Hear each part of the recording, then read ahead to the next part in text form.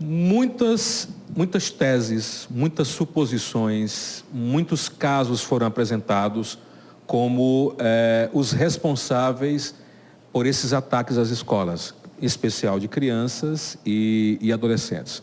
Uns dizem que é motivado pelo que acontece muito nos Estados Unidos, diz que é porque os professores e os pais não estão querendo mais ouvir a criançada. Mas a senhora, enquanto socióloga, que é uma especialista, é uma cientista da sociedade, quais são os pontos que a senhora considera que são hoje, que nos chamam a atenção hoje, que podem ser os grandes campos que estão motivando esses ataques? Bem, eu, como professora, como socióloga, eu vou trazer elementos que nos ajudam a compreender que a violência às escolas é apenas a ponta de um iceberg e revela uma sociedade totalmente despreparada para se autoconduzir.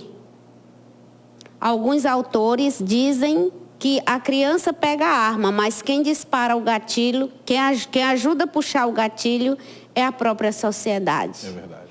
Então, dessa perspectiva, eu vou falar um pouco da questão da violência na escola e da violência às escolas a partir de pesquisadores. Por exemplo, uma das minhas referências é o grupo coordenado pelo professor Daniel Cara, que no processo do governo de transição elaborou um documento que é um verdadeiro instrumento para que a gente compreenda o que está acontecendo hoje nas escolas. Esses autores dizem que a violência na escola não é recente. Aí faz uma memória, inclusive lembrando a questão da palmatória, dos caroços de milho, que os nossos avós, falavam. Depois vem a questão do bullying, não é? Hoje nós temos, de forma mais moderna, o ciberbullying, né? Com a questão da internet. E outros fatores relacionados a essa situação também é que a própria epistemologia da nossa formação, o material didático não é construído no ambiente escolar. Nós recebemos um material didático que não contempla a diversidade da nossa sociedade. Basta lembrar, até tão recentemente, como era tratado o negro nos livros, como era tratado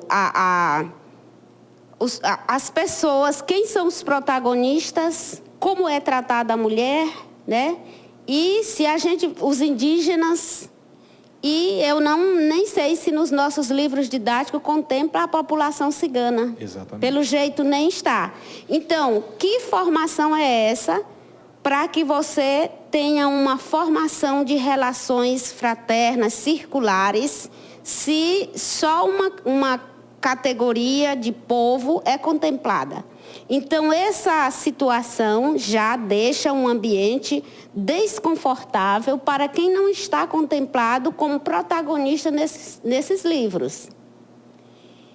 E hoje, sobretudo, nós temos também algo muito preocupante, que o nosso material didático não trabalha a questão da formação do ser humano. Se preocupa muito em criar um ambiente escolar de formatação da pessoa. E aí nós vamos tirando, inclusive, dos conteúdos de formação, as ciências sociais e humanas, que é um direito do ser humano para o seu desenvolvimento enquanto ser humano. E você termina transformando essa pessoa num mero técnico para servir o mercado. Exato. E aí as consequências chegam. Por outro lado, eu quero aproveitar aquela entrevista com o professor que você me mandou, que criou uma categoria chamada a geração do quarto. Então, se nós temos esse material didático, se nós temos essa preocupação em formar técnicos para o mercado?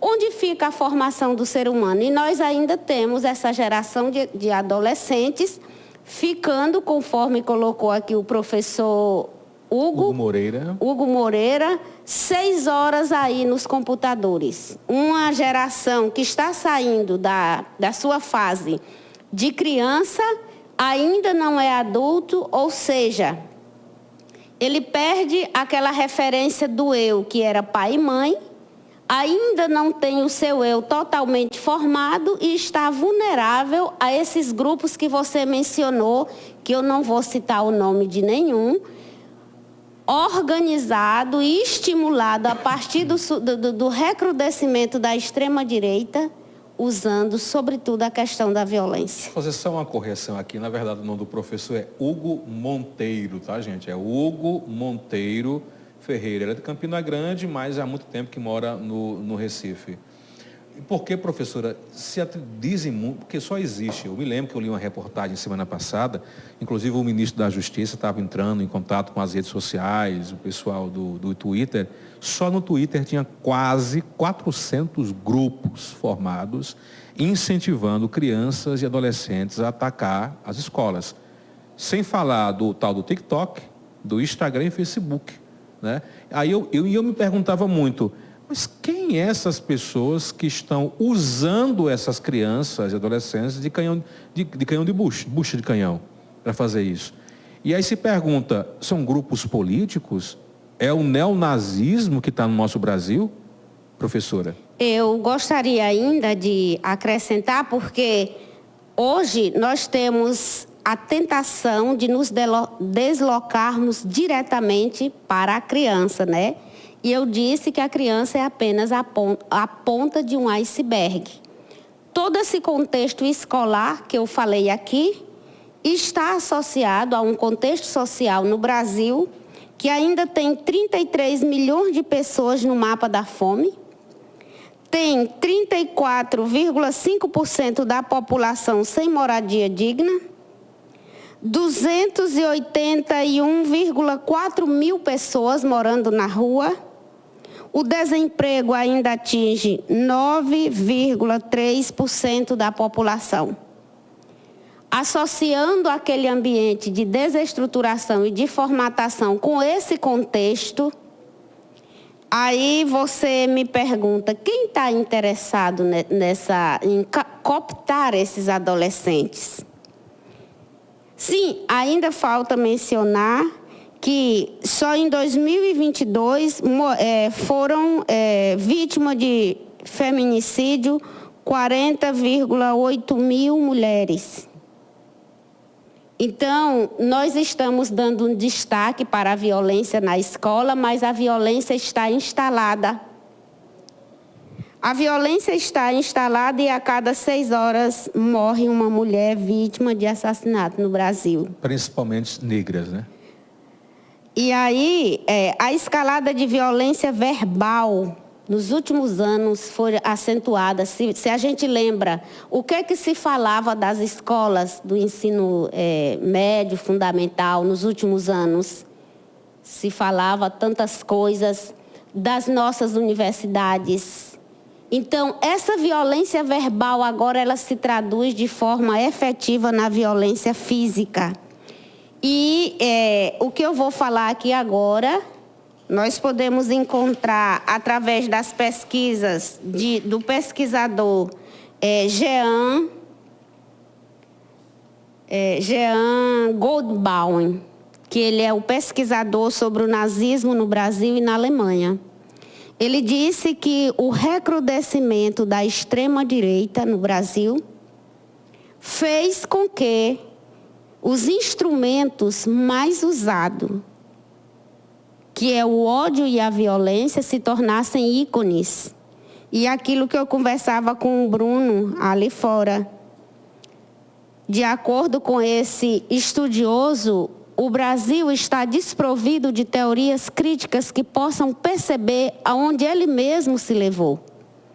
Porque nós passamos a usar os ícones do nazismo, do neofascismo, nós passamos a banalizar esses ícones, Se nós olharmos, a violência foi estimulada a partir dos espaços públicos. O ódio a partir dos espaços públicos. E se nós, da perspectiva teórica, nos voltarmos para ler o que Hannah Arendt escreve no seu livro As Origens do Totalitarismo, e um outro livro dessa filósofa da Segunda Guerra Mundial, que se chama Eichmann em Jerusalém.